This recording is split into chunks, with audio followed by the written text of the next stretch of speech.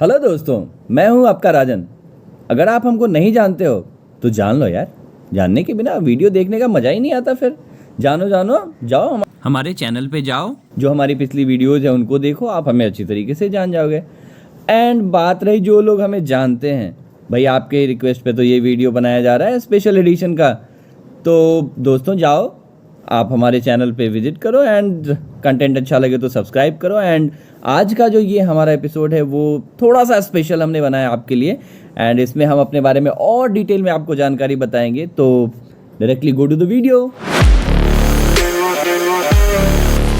Hello दोस्तों, welcome back to our own channel जिसका नाम है RNS Vlogs। तो आज का एपिसोड कुछ स्पेशल, कुछ खास होने वाला है। अभी तक आप लोगों ने देखा है जिसमें आपको मोस्टली जो कंटेंट है वो हमारा फैमिली व्लॉग से रिलेटेड, लाइक हम क्या करते हैं, घर में कैसे रहते हैं, उससे रिलेटेड है, या फिर हम कहीं घूमने चले गए, या हम आज घर में क्या बनाए हैं, इस तरीके की चीज़ें, या कुछ फन वीडियो जो मैं और मेरी वाइफ से रिलेटेड है। तो वो सारी चीज़ें आपके सामने अभी तक हमने लाने की कोशिश की है। बट आज कुछ नया हम लोग आपको दिखाने वाले हैं। एक्चुअली हमने ये वीडियो बहुत पहले ही प्लान किया था। लाइक जब हमने ये चैनल स्टार्ट किया उससे पहले हमने सोचा था कि इंट्रोडक्शन वीडियो हम लोग आपको पहले ही दिन दिखाने वाले थे, ताकि आपका और हमारा जो एक रिश्ता अभी बन चुका है वो थोड़ा और स्ट्रॉन्गर बने और आप हमको एक बेहतर तरीके से जानने की कोशिश करें और जान पाएँ। इस वीडियो का जो खास मकसद है लाने का, सो ये आपको बताना है कि आखिर मैं हूँ कौन और मेरी आइडेंटिटी क्या है। मैं जो आज आपके सामने दिख रहा हूँ वो मैं कैसे बना, क्योंकि जब आप हमारे बारे में पूरी जानकारी जानेंगे तो आपको ये जानकर बहुत ही हैरान होगी कि मैं कहाँ से बिलोंग करता हूँ, मेरी पैदाइश कहाँ से हुई है, मैं कौन था एंड कैसे मेरी जर्नी यहाँ तक पहुँची है, उसके पीछे कितने लोगों का योगदान रहा है। तो आई गेस इस सब चीज़ों के बारे में आपको डेफिनेटली इंटरेस्ट होगा कि आखिर मैं जानूँ कि ये राजन है कौन, किस तरीके से इसकी जर्नी रही है लाइफ की। तो उसी के बारे में हम लोग आपको आज डिटेल में बताने वाले हैं, ताकि हमारा जो एक रिश्ता है वो थोड़ा सा और मजबूत हो। तो मैं चाहता हूँ कि मेरी लाइफ से आप लोगों को अवगत कराऊं। ये जर्नी हमें स्टार्ट करना चाहेंगे अपने गांव से, जहां मेरी पैदाइश हुई थी। बिहार में सीतामढ़ी डिस्ट्रिक्ट एक है जहां वे बाजपट्टी नामक एक पोस्ट ऑफिस है, आई कैन से, एंड वहीं पे पास में ही सटे एक महमदा गाँव है जहाँ पे मेरा जन्म हुआ, जो मेरा जन्म स्थान और गाँव भी है। तो अभी आपको एक वीडियो हमने दिखाया था, गांव की गलियां वो वहीं की थी। एंड वहाँ पे मेरा जन्म हुआ था 1989 में। एंड फिर वहीं से मेरी पढ़ाई लिखाई शुरू हुई थी। मेरी माँ ने मुझे पढ़ाया लिखाया बचपन से ही वहीं पे। मेरी पैदाइश एक किसान परिवार में हुई थी, जहाँ पे हम लोग खेतों में काम करके एंड फिर वहीं से फसल सारा कुछ उगता था। हमारे यहाँ धान, चावल, गेहूँ, मक्का, हर तरह की खेती, आलू, प्याज, हर तरह की खेती हुआ करती थी। अभी भी होती है, इनफैक्ट अभी भी होती है। एंड दादाजी दादी माँ आपने देखा होगा वीडियोज में, तो बहुत सिंपल लिविंग, हाई थिंकिंग के लोग हैं। इवन हमने भी खेतों में काम किया है, हमने भी हल चलाया है, हमने भी गोबर उठाए हैं, बैल भैंसों का चारा लाया है, उनका देखभाल किया है, नदियों में जाके बैल भैंसों को नहलाने का काम किया है। तो इस तरीके से हमारी लाइफ कुछ आगे बढ़ी है। दोस्तों, मैं आपको ये भी बताना चाहता हूँ साथ में कि हमारी जो गाँव की स्थिति थी वो बिल्कुल भी सही नहीं थी।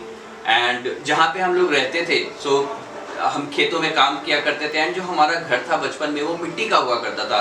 तो बहुत सारे लोगों को यहाँ पता होगा जो गांव के हैं, घर पे नॉर्मली आज से 25 साल पहले की अगर मैं बात करूँ, अभी भी कुछ घर हैं यहाँ पे जहाँ पे मिट्टी के इतने मोटे मोटे दीवार होते थे। एंड ईंट तो थी नहीं वहाँ पे उस समय।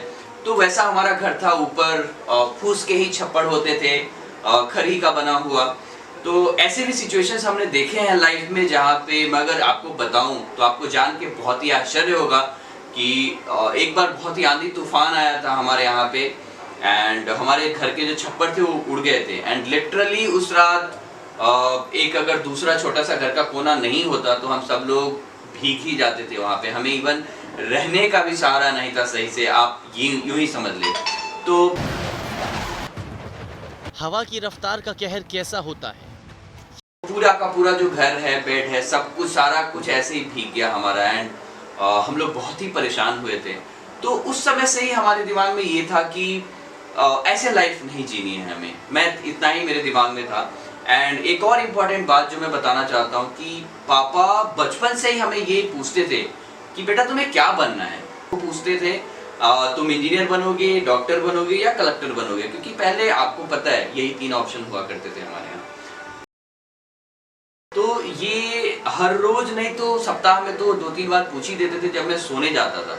और अक्सर लोग कहते हैं कि जो चीजें आपको सोते वक्त आप दिमाग में रखते हो वो उसका एक अलग इम्प्रिंट आपके दिमाग पे बनता है। एंड शायद उसी का नतीजा था कि मुझे इंजीनियरिंग करने में इतना ज़्यादा इंटरेस्ट था। एंड हम तो दूसरे और तीसरे ऑप्शन पे जाते भी नहीं थे, सीधा सीधा हम बोलते थे कि नहीं पापा हम इंजीनियर बनेंगे।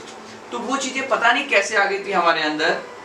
तो उसी समय से ये ख्वाब मेरे दिमाग में था कि हम कैसे इंजीनियर बने। और फाइनली ऊपर वाले की दुआ से मैं ये कह सकता हूँ, और पापा ने जो हमारे साथ सपोर्ट किया है और जो यहाँ तक आगे बढ़ाया है फैमिली ने, उसकी वजह से कुछ हमने भी मेहनत किया क्योंकि हमें करना था। एंड फाइनली उस सब चीज़ों को देखते हुए, इतनी सारी दिक्कतों को झेलते हुए मैं फाइनली यहाँ पुपरी पहुँचा। एंड देन जब मैं यहाँ 6-7 साल का ही था तब मैं पापा के साथ ही यहाँ रहने लगा अकेले। माँ गांव में ही रहती थी। हमारे गांव में ही एक छोटा सा स्कूल था, रायपुर स्कूल, वहाँ पे हमने पढ़ाई लिखाई करी लोकल स्कूल से। एंड देन फिर उसके बाद धीरे धीरे जब मैं थोड़ा सा बड़ा हुआ 5-6 साल का, तो फिर मैं यहाँ पुपरी शहर में आया जहाँ पे मेरे पापा ने पढ़ाना स्टार्ट किया स्कूल में। आपको ये भी जान के आश्चर्य होगा कि आजकल के बच्चे तो 5-6 साल में तो ऐसे ही बस घूमते फिरते रहते, बट हमारा जो एक ज़िंदगी थी वो पापा दिन में यहाँ पे ट्यूशन करते थे, स्कूल करते थे, और फिर जब वो शाम को आते थे तो मैं पापा के साथ चपाती बनाता था। पापा आटा गूंद के बेलते थे और वो तवे पे रख के मैं वहाँ पे उल्टाया करता था तवे पे जो चपाती थी उसको मैं उल्टाया करता था। कई बार हमारे हाथ भी जल गए हैं। बट दोस्तों ये सारी चीज़ें ऐसी है कि करनी पड़ी, हमारे पास कोई और ऑप्शन नहीं था। तो ये सारी चीज़ों को देखते हुए हम आगे बढ़े हैं। एंड उस समय पापा की तनख्वाह कुछ भी नहीं थी, जस्ट हमने ऐसे ही 0 रुपीज़ से पापा ने स्टार्ट किया था। फिर वहाँ से होते होते हम लोग थोड़ा आगे बढ़े। यहीं से मैंने 10th तक की पढ़ाई कंप्लीट करी है। 10th तक की पढ़ाई कंप्लीट करने के बाद मैं अपने स्कूल में अव्वल फर्स्ट आया था पूरे डिस्ट्रिक्ट में। तो ये बहुत बड़े प्राउड की बात थी पापा के लिए एंड हमारे इस पूरे पुपरी में जो लोग भी स्टूडेंट थे उनके लिए। फिर हम लोगों ने यहाँ से पढ़ाई कंप्लीट करने के बाद फिर मैं दरभंगा CM साइंस कॉलेज में गया। वहाँ पे मैंने अपनी 2 साल की पढ़ाई कंप्लीट की, जहाँ पे मैं अपने मामा जी के साथ रहा था। एंड मामा जी मेरे MR थे, मेडिकल रिप्रेजेंटेटिव। तो वहाँ पे मुझे बहुत कुछ जानने और सीखने को मिला डॉक्टर्स एंड मेडिकल फील्ड के बारे में। एंड मेरे जो नेक्स्ट वीडियो में प्रॉब्लम है मैं आपको बताऊंगा जो मेरा करियर है, जहाँ से मैंने स्टार्ट किया जॉनसन जॉनसन डेटा का करियर। तो वहाँ पे मुझे ये एक्सपीरियंस बहुत काम में आया था। तो फाइनली मैंने CM साइंस कॉलेज से अपनी 12th की पढ़ाई कंप्लीट की। एंड मुझे जान के आपको आश्चर्य होगा, मुझे पहले जब मेरा रिजल्ट आया था तो मुझे 58.3% रिजल्ट आया था। मैं इवन फर्स्ट क्लास भी नहीं कर पाया था। बट हमारे बिहार में ये एक बहुत बड़ी विडम्बना है कि आप कितना भी अच्छा लिख लो वो मार्क्स आपको भगवान के भरोसे मिलेगा। तो इसकी वजह से ऐसे सिचुएशंस हुए, बहुत प्रॉब्लम हुआ। स्कूटनी के लिए दिया मैंने नंबर, रिवीजन के लिए बहुत सारा चीज़, फिर बहुत सारी परेशानियों के बाद फिर भी कैसे पापा ने मैनेज किया। मैं गया कोटा, 10 महीने वहाँ मैंने कैरियर पॉइंट पे कोचिंग करी। एंड देन वहाँ से फिर IIT प्रिपरेशन करने के बाद जब मैंने एग्ज़ाम दिया और फिर मैं वहाँ से पास हुआ तो भी मुझे 107 मार्क्स थे IEEE में। 2007 की बात है। बट स्टिल मुझे इतना कुछ पता नहीं था दुनिया के बारे में कि कैसे एडमिशन लेना है, कहाँ लेना है। ये बहुत ही डिफ़िकल्ट सिचुएशन था हमारी फैमिली के लिए, बिकॉज लैक ऑफ नॉलेज। हमारे पास कुछ रिसोर्सेस नहीं था उस टाइम कि हम पता कर पाते कि कहाँ कैसे एडमिशन होता है, नहीं होता है। मैं सिर्फ और सिर्फ तब तक पढ़ाई में ही अच्छा था दोस्तों, आगे मुझे नहीं पता। भगवान ने मेरा साथ दिया और फिर हम आगे बढ़े। तो फाइनली वहाँ से हमारे ही पास के एक भैया थे जो पुणे में रहते थे और उनको पता था कि मुंबई एंड पुणे के कॉलेजेस में कैसे एडमिशन्स होता है, क्या प्रोसेस है। तो फाइनली उनसे कांटेक्ट हुआ, उन्होंने मेरी मदद की। एंड फाइनली मैं मुंबई के एक प्राइवेट कॉलेज में एडमिशन मिला मुझे। एंड फिर वहाँ पे मैंने अपनी 4 साल की पढ़ाई कंप्लीट करी। उन 4 सालों में जस्ट मैं अगर आपको एक स्टार्टिंग का पॉइंट बताऊँ तो ऐसा भी समय आया था जब फर्स्ट सेमेस्टर की बात है, जब मैंने वहाँ पे C प्रोग्रामिंग के लिए लैब में गया। तो मुझे तो ABC पता थी, ऑनेस्टली ABC क्या होता है वही पता थी C के बारे में, जो कि एक प्रोग्रामिंग लैंग्वेज है। सो मैं मन ही मन बहुत डर गया था कि कैसे मैं कंप्लीट करूँगा। बट फाइनली धीरे धीरे धीरे करते करते सीखते पढ़ते वहाँ पे इलेक्ट्रॉनिक्स और टेलीकॉम में मेरा एडमिशन हुआ था। सो एक चीज़ ये था कि 1-2 सेमेस्टर के बाद कंप्यूटर का जो क्लासेस है, कंप्यूटर के जो सब्जेक्ट्स है वो मेरी लाइफ से निकल जाएंगे, तो वो थोड़ा सुकून था। एंड मैं बचपन से इलेक्ट्रॉनिक्स में थोड़ा सा इंटरेस्ट था, तो मैं घर पे भी रेडियो को खोल के उसमें स्पीकर लगाना, दिस दैट, थोड़े थोड़े अतरंगी चीज़ें करता रहता था। एंड उसकी वजह से पापा से डांट भी सुना है, मार भी खाया है। तो इसकी वजह से ये सारी चीज़ें थी मेरी जीन्स में। और फाइनली मैंने इलेक्ट्रॉनिक्स एंड टेलीकम्युनिकेशन में अपना बैचलर्स डिग्री जो है वो 2012 में कंप्लीट किया। एंड भगवान के असीम अनुकंपा से मैं कह सकता हूँ कि कैंपस प्लेसमेंट हुआ था हमारा TCS में। फिर अगर मैं ये बताऊँ कि वहाँ से फिर हमारा बहुत सारा कुछ आगे की जर्नी स्टार्ट हुई है। लेकिन आज के इस वीडियो में मैं चाहता हूँ कि मैं इस वीडियो को यहीं तक रेस्ट्रिक्ट करूँ, ताकि इस वीडियो का जो मोटिव है कि मैं गांव से लेके मेरा बैकग्राउंड क्या है और मैं गांव से शहर तक कैसे पहुंचा, इस चीज़ के बारे में मुझे बताना है। और तो ये एक पूरी जर्नी है जो गांव से लेके आपको मुंबई तक की आपको मैंने बताई अभी।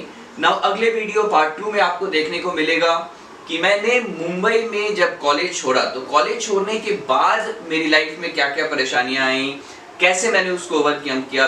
फिर मैं आपको अगले वीडियो में इस सारी चीज़ों से मुखातिब कराऊंगा। एंड देन इससे जुड़े मेरे लाइफ एक्सपीरियंस है वो भी मैं आपको शेयर करूंगा आगे जाके। So stay tuned and thank you so much for being till the end. Video को अंत तक देखने के लिए बहुत बहुत धन्यवाद।